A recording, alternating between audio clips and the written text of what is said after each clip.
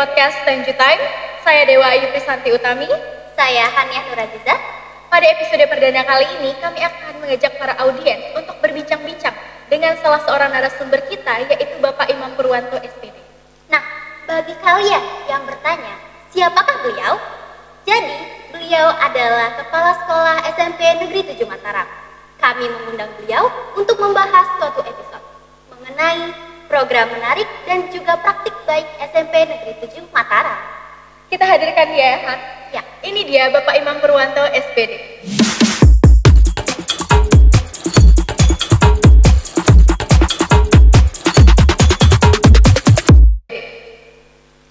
Selamat siang Bapak. Selamat siang anak-anakku. Selamat siang teman-teman podcast ya. Podcaster ya. Iya. Apa kabarnya, Pak? Baik, sehat. Demikian kalian juga ya. Ya, baik Pak. Untuk mengawali obrolan kita pada kali ini, kami akan bertanya, bagaimana pandangan Bapak tentang profil SMP Negeri 7 Mataram? Profil ya, baik. SMP 7 Mataram adalah SMP besar Kota Mataram. Kalau nggak salah mungkin masuk ke Big Five ya, bersama beberapa sekolah yang lain. Kenapa saya bilang ini SMP besar? Dari warganya saja, baik guru maupun anak-anak siswa itu melebihi 1000 ya. Kalau nggak salah 1323 siswa hingga detik ini. Kemudian untuk staf pengajar dan TU mungkin hampir 100 ya. Dan kenapa dibilang SMP 7 besar juga? Ini areal tanahnya juga hampir 3 hektar ya. Untuk itu mungkin Bapak memberikan ini adalah lebih baik SMP di Kota Mataram. Profil yang lain adalah bahwa hari ini SMP Mataram dalam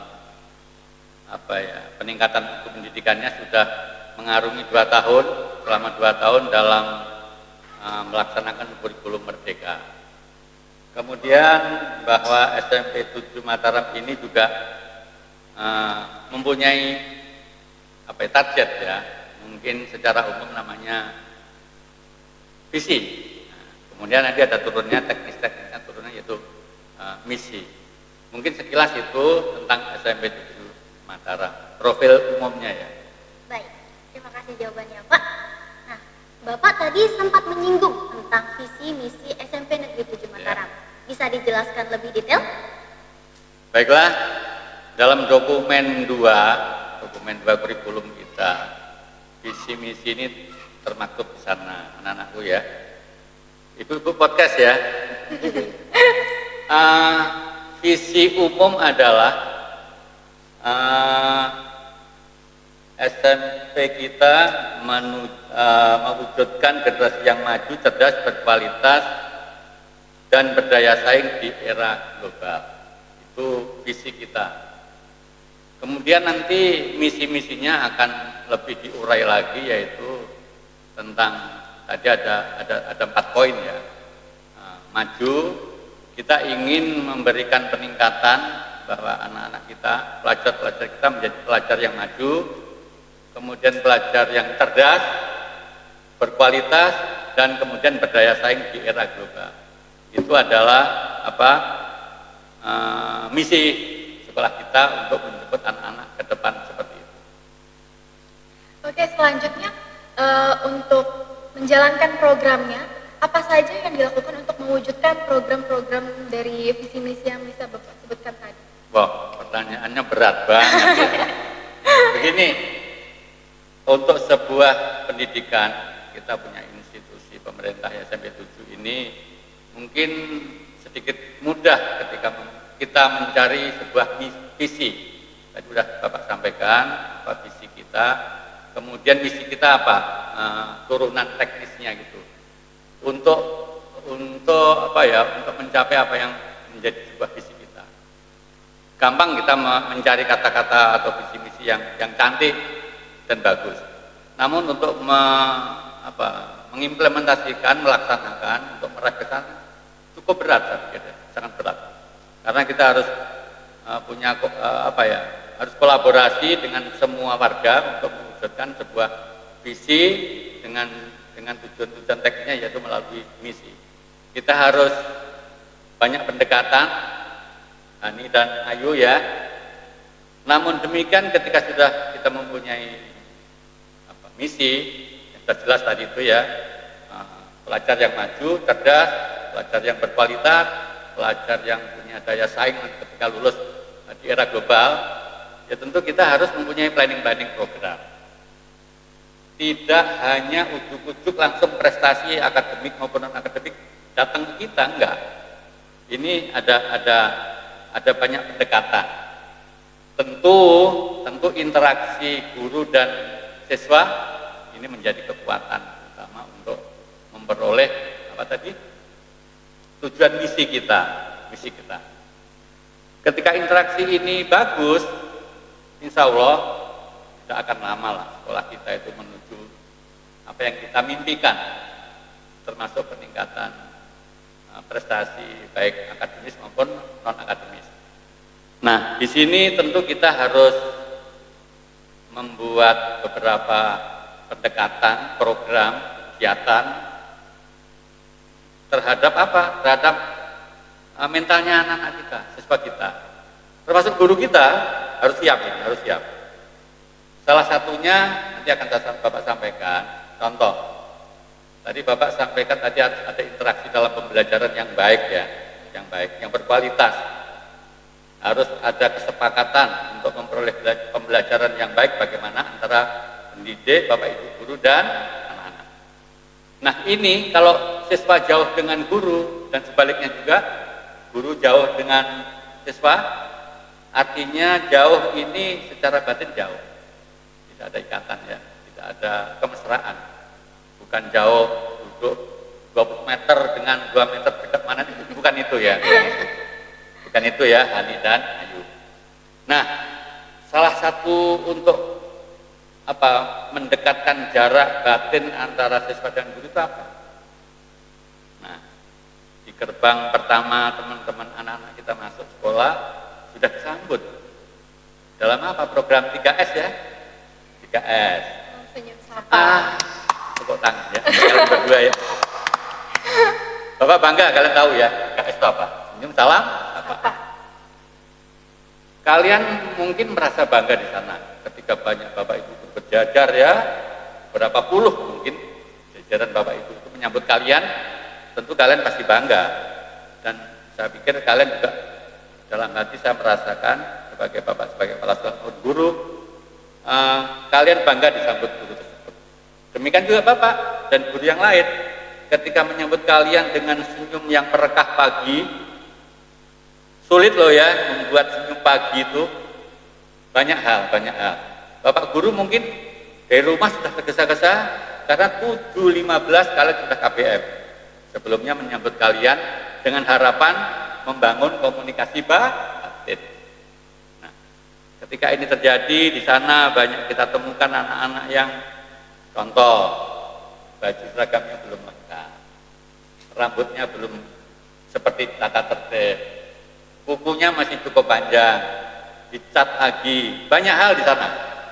Nah, selama 2 tahun sudah kita lakukan itu, tapi luar biasa anak-anakku ya, di sana sudah menemukan sambungan batin. Kalau Bapak mungkin sudah mengakui bahwa adalah di sana hasil dari pertemuan kita itu. Singkat kata, program yang itu sudah tiap hari kita lakukan. Dan sudah ada semacam kekuatan di situ. Kita ketemu batin ketika kalian Bapak inginkan, ayo segera cepat masuk kelas, kalian mau. Sama juga ketika kalian meminta Bapak guru, Pak ayo Pak datang lebih pagi di kelas kami, insya Allah Bapak guru pun tidak akan marah. Karena apa? Sudah ada ikatan batin di pintu utama, pintu gerbang. Satu hal lagi itu. Kemudian hal yang lain untuk mendekatkan batin antara guru dan murid supaya supaya nanti materi-materi pembelajaran peningkatan KPM itu bisa sesuai dengan harapan Bapak Ibu guru mendapatkan prestasi yang baik. Hal yang lain adalah kalian sebagai siswa sini untuk sementara sebagai podcast ya. Kalian sudah pasti tahu secara religi SMP 7 itu apa yang kita lakukan, yang sudah kita lakukan bersama Bapak Ibu guru, nggak ada loh di sekolah lain. Apa kira-kira? Sholat bersama bagi yang muslim ya. Kemudian keagamaan Hindu di orang Islam bagi yang Hindu. Nah, di sela-sela acara ini ingat kita mempunyai siswa 1.323-an ya. Tentu bagi yang masuk musola sekitar 800-an lebih yang muslim, yang 500 masuk ruang keagamaan Hindu. Nah, kalian pasti tahu ada beberapa teman kalian yang cewek terutama ya, ini yang tidak bisa ikut keagamaan. Yang seperti apa sih yang tidak bisa tadi Bapak tanya? Yang lagi berhalangan. Tepuk tangan lagi. Yang di luar boleh tepuk tangan. Audiens ya. Nah, yang berhalangan ya. Nah, yang berhalangan ini cukup banyak juga. Yang muslim aja hampir 100. Yang Hindu mungkin 2/3-nya lah ya. Setengahnya. Ya, setengahnya kurang. Karena perbandingannya kalau muslim 800, yang Hindu 500 seperti itu. Jadi di sana ada satu hal kegiatan lagi yang akan diampu oleh ibu guru terutama. Karena yang berhalangan tadi pasti perempuan. Ya. Kalau Bapak tidak pernah berhalangan. Siap, ibu guru, baik yang Hindu maupun yang muslim, ibu guru ini akan menghimpun mereka satu tempat. Untuk yang Hindu namanya pertemuannya namanya sebel ya? Iya, sebel. Ya, mohon maaf ya. Iya, ya, betul ya? Betul. Alhamdulillah betul. Di dalam ruang sebel nanti akan diberikan sesuatu tentang wawasan tentang keagamaan, tentang keputrian mungkin ya, tentang keperempuanan supaya tidak sia-sia mereka datang ke sekolah karena cukup banyak juga. Nah, bergeser ke yang muslim, muslimah ya? Muslimah. Muslimah itu ya artinya siswa yang beragama sampai yang sedang berhalangan. Itu hampir 100 dari Senin sampai Kamis mereka berlangsung kegiatan ini dipisah. Nah, kalau ini tidak dikumpulkan, tidak diberikan kegiatan, nah bisa dibayangkan baik yang berhalangan Hindu maupun yang muslim yang cukup banyak itu mungkin 150 lebih akan kemana ini? Akan kemana? Pada saat itu kita yang muslim maupun yang Hindu melakukan persembahyangan keagamaan. Ya nak ya? Jadi inilah kekuatan-kekuatan SMP 7 yang tidak ada di sekolah lain. Kalian sebagai penanya, sebagai pelaku juga pasti ini cukup terasa banget bagaimana SMP 7 kita. Nah, kemudian masih di situ anak-anakku, untuk keputrian muslim itu sama juga yang Hindu ya, dari Senin sampai Kamis ya. Ini diberikan oleh ibu-ibu guru yang sedemikian murah hati, tanpa disuruh, tanpa dibayar, bahkan ibu-ibu memberikan petuah-petuah nasihat, ilmu, wawasan dan apapun tentang keputrian yang bermanfaat, baik yang di kalangan Hindu maupun yang muslim. Nah, satu lagi masih ini tentang pembentukan karakter religi ya, anakku, masih di seputar itu. Untuk yang muslim, untuk bersembahyang zuhur bersama dengan sejumlah 800 anak lebih plus gurunya ya, ini bukan hal yang umum di sekolah lain, nggak ada. Mungkin anak-anakku nanti para podcaster ini keliling ya, SMP sebesar yang manakah kira-kira yang bisa mengalahkan SMP 7 dalam sisi keagamaan itu. 800 lebih melakukan persembahyangan salat zuhur bersama-sama dengan baik dan lancar. Nah, dua hal tadi adalah mungkin semacam hal khusus untuk apa? Untuk kita mendekatkan diri antara guru sama murid. Untuk apa? Untuk mencapai target-target mimpi-mimpi tentang peningkatan prestasi baik prestasi akademik maupun non akademik. Mungkin itu apa ya. Nah, di samping satu hal lagi kita mempunyai sekitar 15 ekskul ya. Nah, ini kalau anak-anak kita, anakku juga semua ikut aktif di sana mengambil peran. Insya Allah dari hasil ekstra ini akan tumbuh bakat-bakat, minat-minat, keterampilan, life skill, best practice yang lain akan muncul. Makanya nanti kalian sampaikan ke semua teman kalian, jangan sia-siakan ekskul yang sudah ada di SMP Mataram. Mungkin itu dulu. Ya, silahkan tanya yang lain. Nah, tadi Bapak sempat menyinggung tentang ekskul-ekskul yang ada di Spenjo ini. Kalau misalnya ekskul literasi digital dan juga podcast ini kan memang baru muncul dan baru berkembang kan programnya. Kira-kira apa pandangan Bapak tentang ekskul ini, Pak? Oh, Saya minta pendapatnya. saya harus ketiga kalinya kita tepuk tangan dulu untuk podcast kita. Terima kasih, Bapak. Ini sebetulnya gong ya, gongnya di SMP 7, meskipun ini baru lahir, embrio baru lahir podcast kita. Jangan lupa anak-anakku, para podcaster, Ayu dan Hani, ini ada podcast ini berkat ada satu ekskul yang namanya ekskul literasi. Nah, literasi ya, apa sih literasi itu? Ya, yang dari gak tahu jadi tahu, dari merem bisa melek, ya, yang itu ya. Dari belum ada podcast, sekarang alhamdulillah ada podcast. Kalian luar biasa loh ya. Ini podcast pertama bertemu dengan Bapak, alhamdulillah bisa menemui hal ini. Tepuk tangannya nanti aja ya. Iya. Sudah sering tepuk tangan nanti bosan. Jadi podcast ini adalah salah satu apa ya, ujung tombak terdepan dari literasi yang sudah kita punya dari ekskul. Kalau dulu ekskul literasi membaca, membuat cerpen, menulis, membuat puisi, jurnalistik. Nah, podcast ini adalah barang baru, produk baru, yang mana dengan platform apa ya di medsos ya, yang sangat digemari zaman ini oleh siapapun, sangat simpel, sangat gampang, mau klik podcast pay. Nanti insya Allah saya langsung podcast, apa langsung Bapak klik akan muncul nanti. Nah, untuk apa itu? Untuk siar kita. Nah, kalian ini kan sebetulnya hasil dari ekskul literasi yang tadi saya sampaikan itu. Kan pasti kalian masih ingat bahwa beberapa bulan yang lalu dalam apa ya? Olahraga per semester itu apa namanya? Bapak lupa? Kelas meeting. Kelas meeting.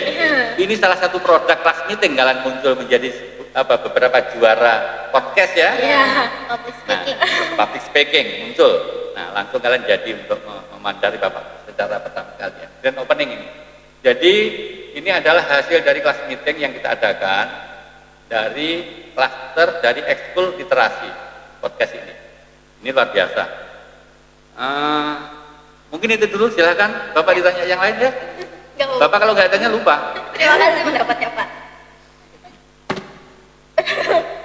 Boleh minum. Enggak apa-apa, Pak.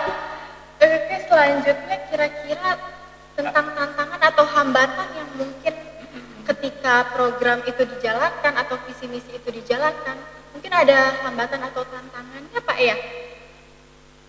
Tidak berjalan dengan lancar gitu. Kok berat-berat ya? Aduh apa? Tapi memang harus dijawab ini. Kalau nggak dijawab, nggak ada gunanya kita ketemu ya. Untuk mencapai cita-cita Spenjo, peningkatan mutu pembelajaran yang baik, tentu banyak hambatan. Pasti banyak hambatan. Hambatan itu tidak dari mana-mana, dari dalam sendiri. Begini anakku ya, Bapak di sini sudah 2 tahun, persis, lagi 2 bulan 2 tahun ya. Dan Bapak masuk sini dengan rasa semangat yang luar biasa, memang punya cita-cita Bapak di sini ya. Bapak lihat SMP 7 itu mempunyai banyak potensi. Dari muridnya aja berapa tadi? 1000 berapa? 1323 ya.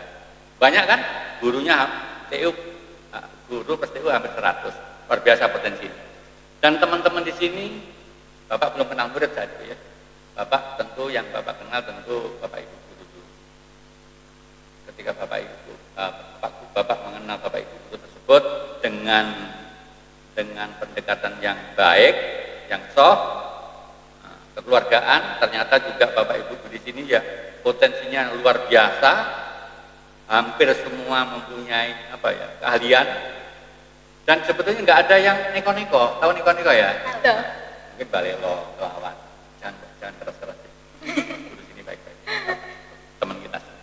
Nah, ketika Bapak paham itu, sepertinya kok nggak lama SMP 7 menemukan sesuatu yang baru dan yang kita banggakan. Nah, dengan seperti itu Bapak tentu punya semangat. Bapak menjalin komunikasi. Semua guru kita rintis, kita bicarakan, kita bertemu berkali-kali, baik melalui teman-teman pusat maupun di forum Bapak Ibu semua. Mau seperti apa SMP 7 ini? Paling enggak ada perbedaan yang membanggakan. Ya Alhamdulillah anakku SMP 7 2 tahun yang lalu seharusnya orang lain yang ngomongin, bukan Bapak.